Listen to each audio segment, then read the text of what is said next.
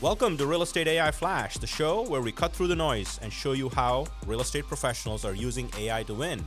I'm Rajeev Sajja, and every week I talk with people who are actually doing the work, not just talking about it.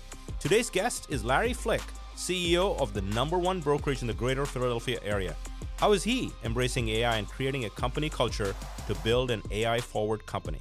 Let's get into it and find out with Larry. Welcome to another episode. Well, this is not another episode. This is a special in-person studio episode. So I had to get a very special guest. And my guest today is Larry Flick V. He is the CEO of the #1 brokerage in the greater Philadelphia area, Berkshire, Hathaway, HomeServices, Fox and Roach Realtors, with over 4,500 agents and 65 plus offices. Episode 87 is going to be special. Larry, welcome to the pod. Thanks for having me. Yeah. Thank you very much for having me. Your first live podcast In and person, you choose me? Yeah, we'll see how this goes, right? I guess we will. Yeah, and he also happens to be my boss, so I got to be nice. So, Larry, we're at episode 87, and it seems to me that with all the growth that's happening with AI, it's just going at such a lightning pace. But you're the first brokerage leader on the podcast. Really? Yeah. So we've interviewed a lot of agents, high percentage of agents we interviewed on the podcast. But before we dive in, I'd love for the listening audience. I know your background a lot, but I'd love for the listening audience to know how you got into real estate. I know you have a story here, so please share. I do. So I went to Tulane University for undergraduate school. And NOLA. I am NOLA, roll, wave, roll. And I applied to get into their undergraduate business school. I pledged a fraternity my freshman year, and my grade point average suffered tremendously.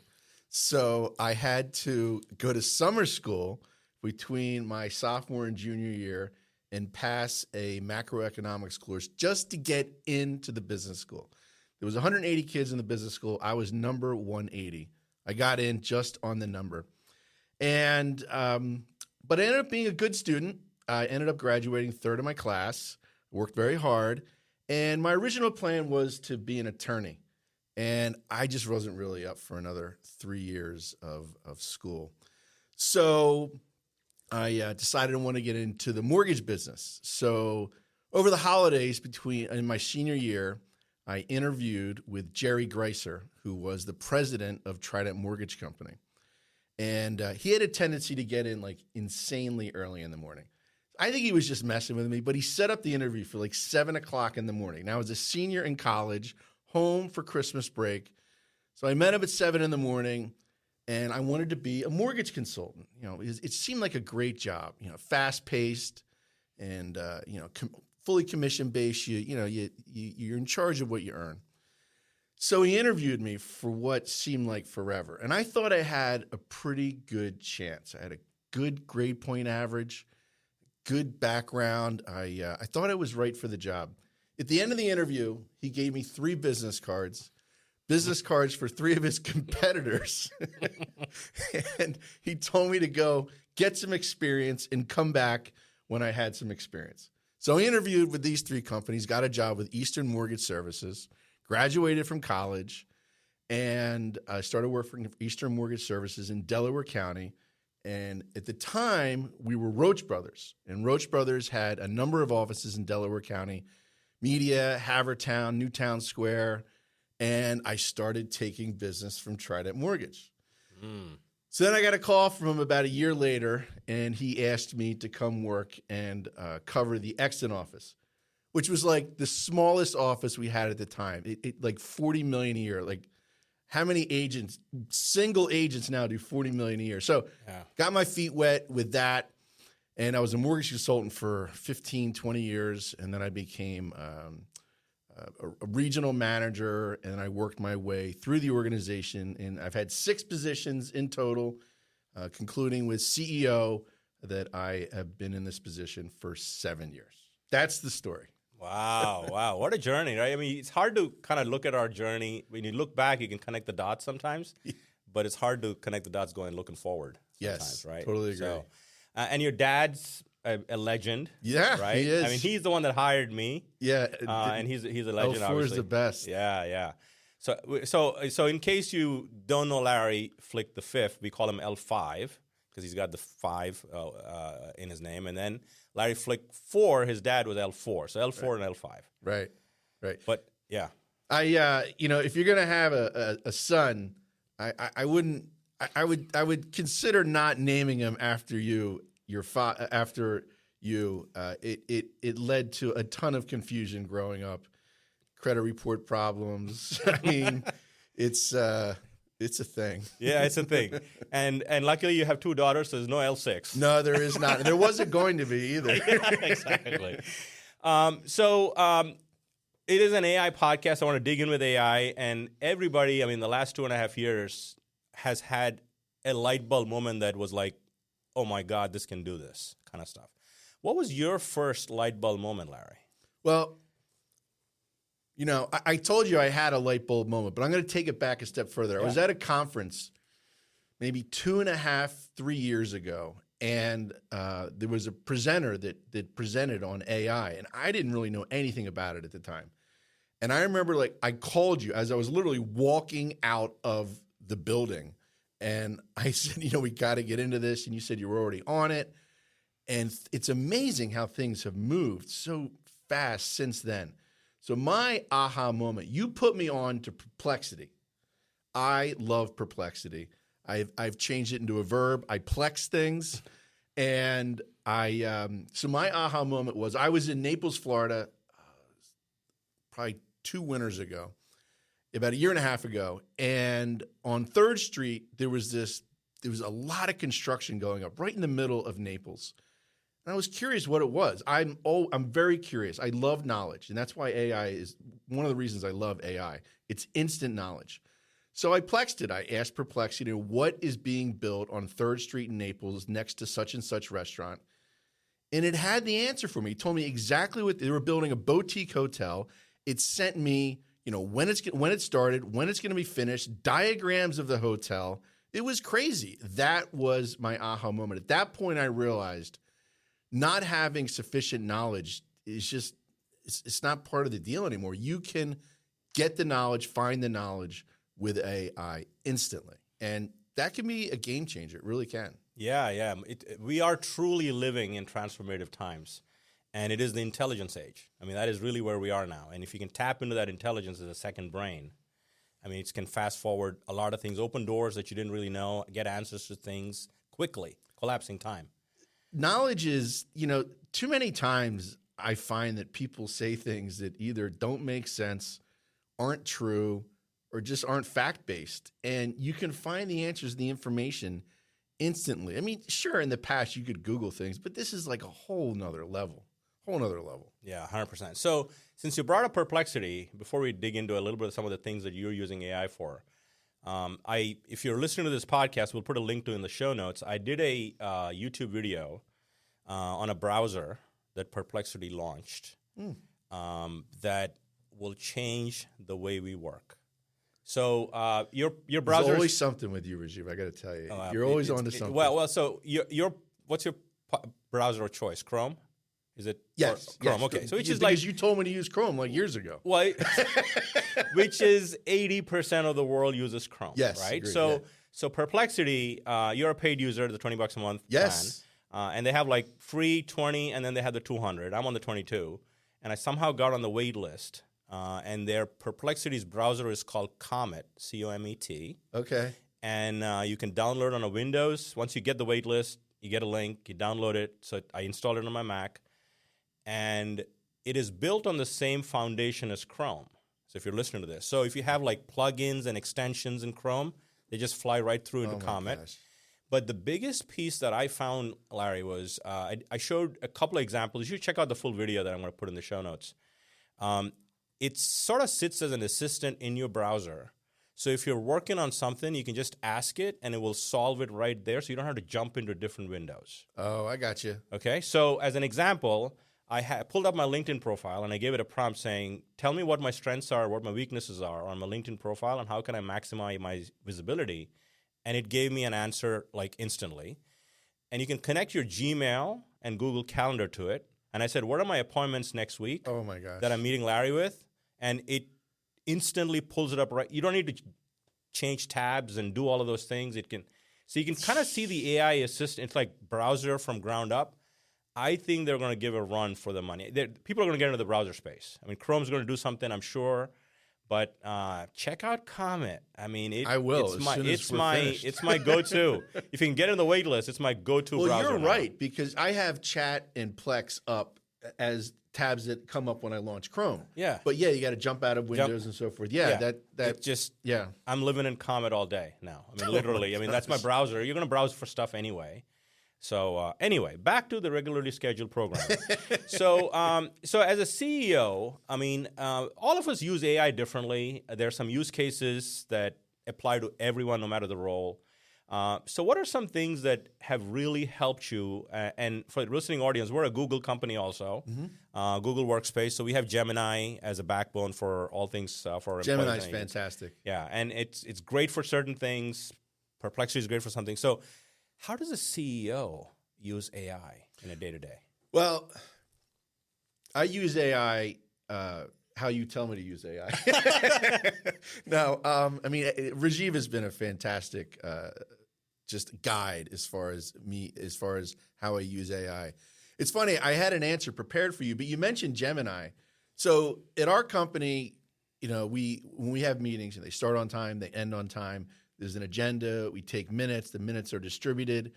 And so, you know, up until 2 years ago, my executive assistant would take the minutes for the meeting, do a great job, send them out. And, you know, then we started using Claude, right? Yeah. And we used Otter a little bit. But now Gemini, there's meeting minutes built in. When you launch the meeting, they come on instantaneously. When they're finished, you get them immediately, and they drop into the calendar invite as well. Crazy, so you can always reference them. And I've looked at the minutes that we had with Claude, Otter, and now Gemini. Gemini's minutes are so much better. Yeah. It's amazing what Gemini picks up.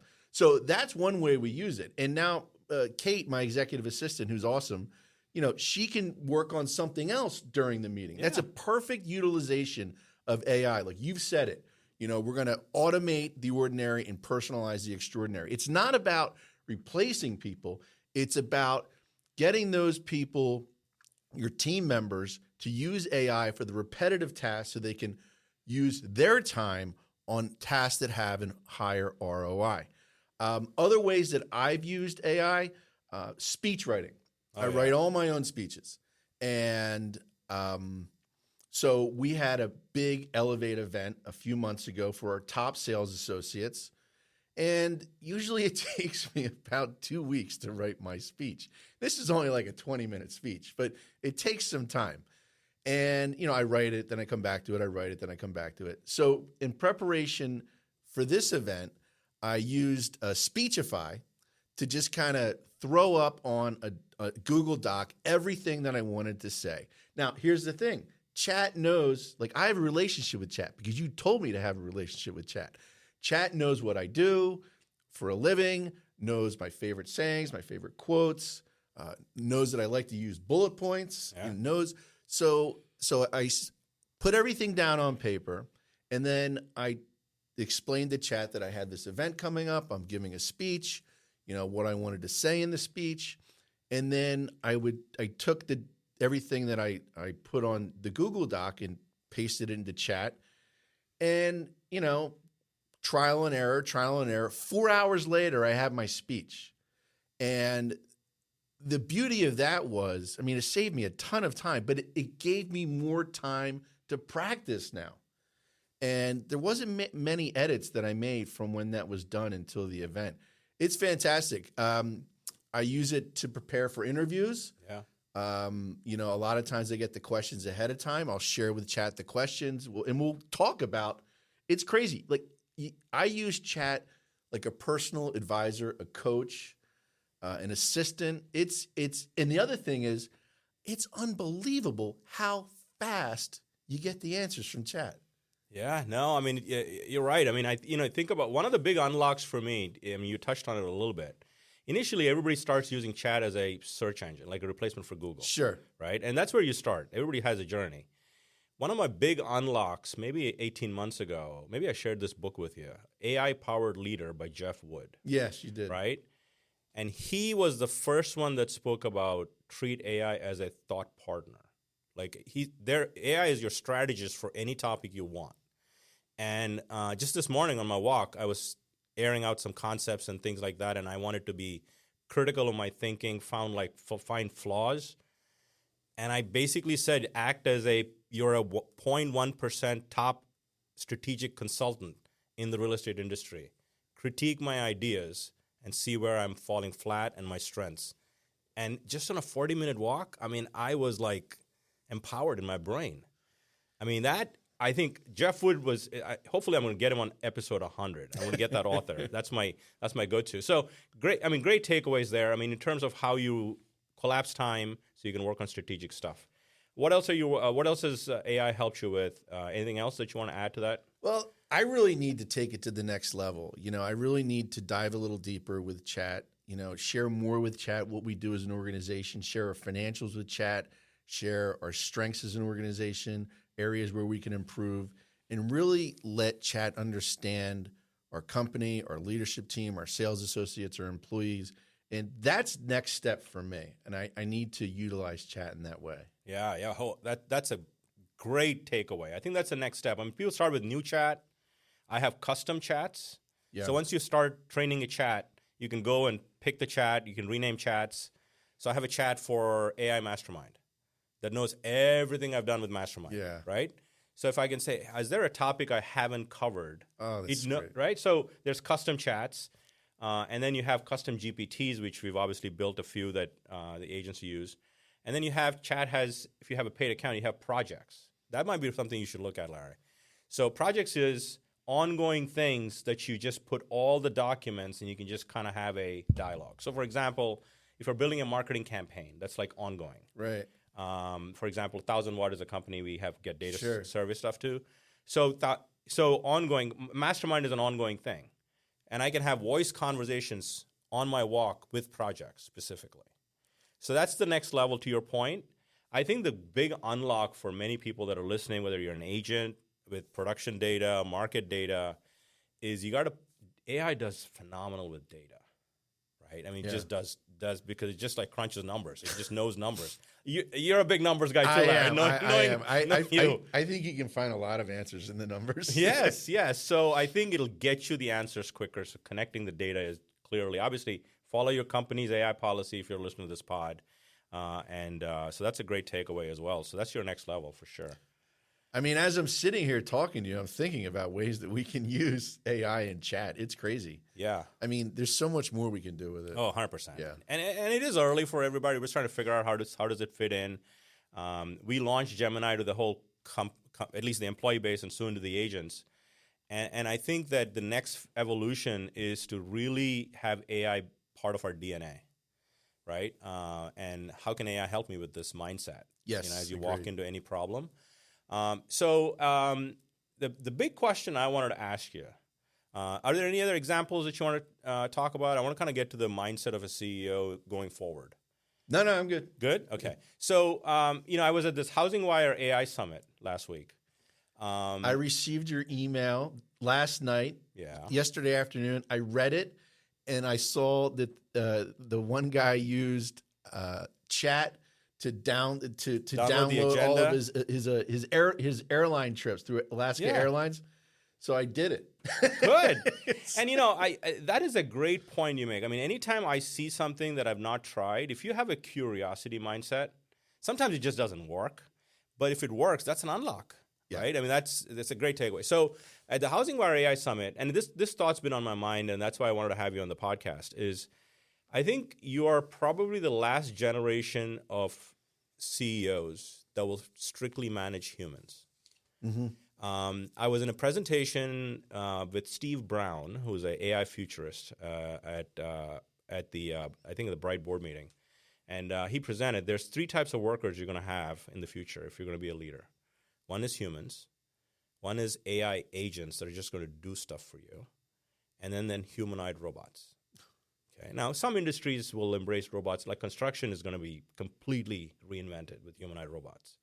My wife and I have signed up for a humanoid robot waiting list. No, I'm just kidding. I would love to get one to clean my yard, like no problem. I'll sign up. But it's coming. The prediction is there are going to be 10 billion robots in the world, more than humans. Oh my gosh! So that's coming. That's probably a next level, probably next 5-10 years. And the AI agents, if you look at the unemployment rate, I mean, like labor statistics, I just looked at it for July. There's like 7.4 million, I believe, jobs in the U.S. are just not filled. Now, for whatever reason, they're not filled. I think AI agents will take some of those jobs. You just can't fill them to help companies. So how do you think as a CEO, when you're hiring people, training your leadership team, to make AI part of your DNA? You need to lean into it. You really do. It's not, I actually heard someone the other day say it's the shiny penny. It's not the shiny penny. It's here to stay. That's like saying, 30 years ago that the internet was a shiny penny or electronic communication was a shiny penny. It's not. It's going to revolutionize the way business is done in our world, and it's already happening. So, as a leader, it's important to first lean into it. Don't be afraid of it. Lean into it. Figure out how you can use it. In a fully human world, right? A CEO can be a C student when it comes to tech. Now that can place a burden on your team sometimes, but you can get by. In the new world, you can't. You need to, as a leader, you need to be fluent in tech. You need to embrace AI and figure out how you can use it to grow your company, be better than you were, and be better than your competition. In my opinion, the future, companies that leverage AI, use AI, are going to be way ahead of companies that don't. And I think that, companies going forward, you need to use AI, like we talked about earlier. You need to use AI for the repetitive tasks so that you can free up your team members to spend their time on the more important items. Like at our company, we're a transaction-based company. There's a lot of ways that we can use AI to get a transaction from beginning to end. And that will free up our team members to focus on activities that help our sales associates grow their business, become better, achieve their goals. And that's where things are going. They're going there very, very quickly. And it's just very important to lean into it as a leader. Don't be afraid of it. Educate yourself. Hire people on your team that are very, very good at AI and get them to help you help your company embrace AI, grow through AI, and differentiate your company. Yeah, well said. I think there's also a whole thinking behind when you hire people that are good with AI. How do you reward people? You could have employees. At our company, there's like 300-400 employees. Mm-hmm. There's some that are just not going to use AI today. Mm-hmm. They're going to fall behind compared to people that are going to embrace AI and kind of do quality work, et cetera. I think at some point, employees need to realize that you're going to be evaluated on the use of AI. Yes, utilizing AI is not cheating. It is not. It's not cheating. And you've said it before, the best users of AI, when they send communications out that they used AI to help them with that communication, when it goes out, it doesn't look like AI helped you. I've even seen you've advised people to tell chat when they're putting something together, make sure it looks like it didn't come from you. Yeah. It's all about the training and in terms of how you kind of coach chat up for all your voice, your tone, all of that stuff. So yeah, that's a great takeaway, Larry. So I ask all my guests a couple of questions as we finish. I don't know if you're a book or a podcast person. Are you a book? How do you consume information? I've heard the saying that, leaders are readers. Yeah. I'm not. I'm not a big reader. I spend so much time throughout the day. I spend a lot of time thinking, spend a lot of time talking to my team members, spend a lot of time working with our sales associates.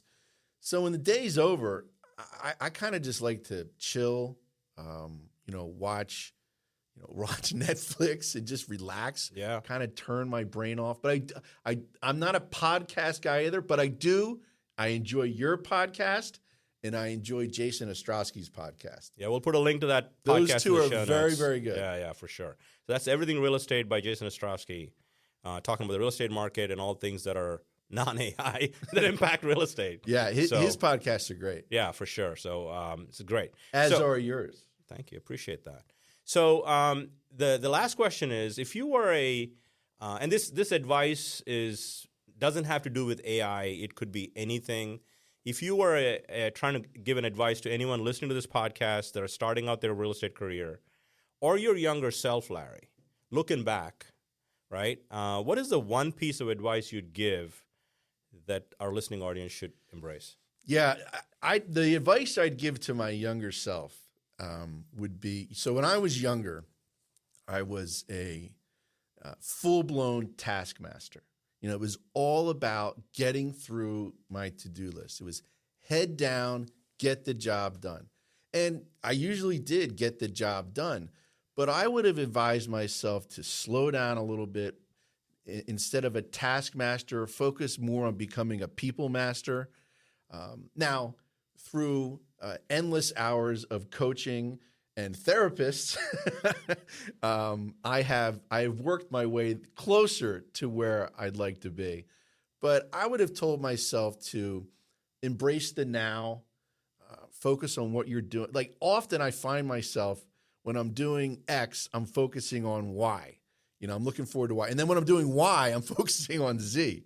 So and the advice still holds, just be in the moment, focus 1,000% on what you're doing right now. Slow down and embrace the moment. Yeah, keep the main thing or the one thing you're working on. Get that done before you move. Multitasking, we suck at multitasking. We just don't do all of them well. And unfortunately, we're guilty of it. So that's right. Great advice. They're saying you can multitask, but you can't multitask well. Exactly. So this has been fun, Larry. This has been great. Yeah, I appreciate you taking the time from your busy schedule to join the pod. Episode 87. We could sit here and talk for hours with Larry for sure. But if you're listening to the show and you enjoyed the conversation, click follow, subscribe, so every Wednesday when the show drops, you will be notified. Until next time.